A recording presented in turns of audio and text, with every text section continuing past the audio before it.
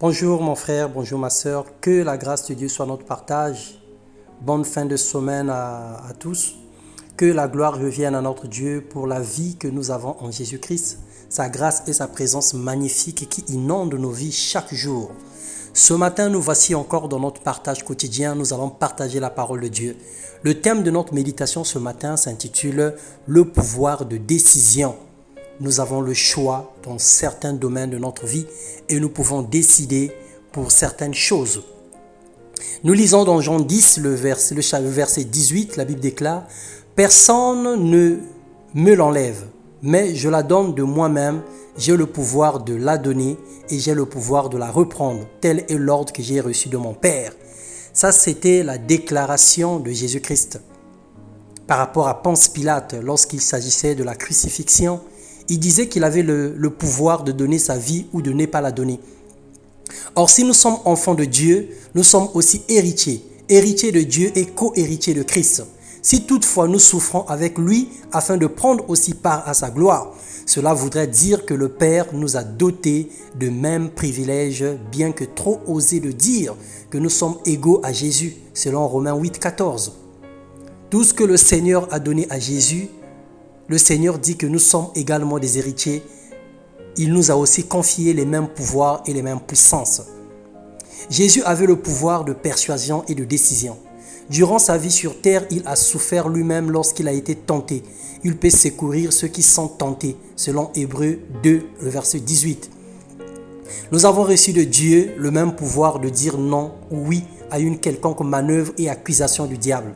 Il n'a pas autant de pouvoir pour nous imposer sa volonté, parlons du diable.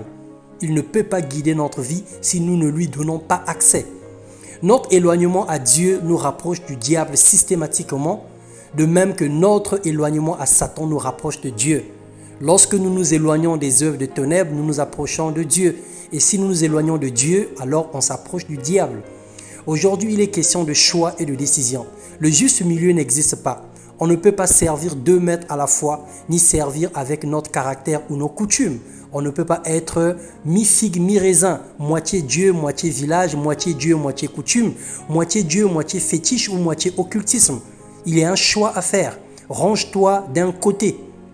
Josué 24, 15, la Bible nous déclare « Mais si vous ne trouvez pas bon de servir l'Éternel, choisissez aujourd'hui qui voulez-vous servir. Ne faites pas semblant. Personne ne vous contraint, personne ne vous force. Le Seigneur, dans son amour, propose un choix. Il te dit, viens à moi, choisis la vie.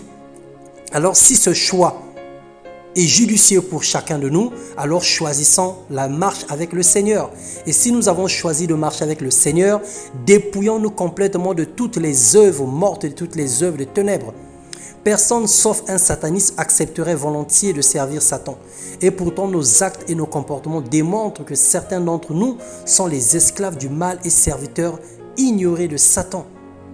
Décidez de vivre une vie de liberté en suivant et servant Jésus-Christ et en priant sans cesse pour éviter les assauts du diable, telle est la volonté de Dieu.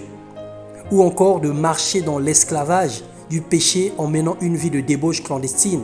Sont là les décisions audacieuses que chacun de nous devrait prendre en cette saison.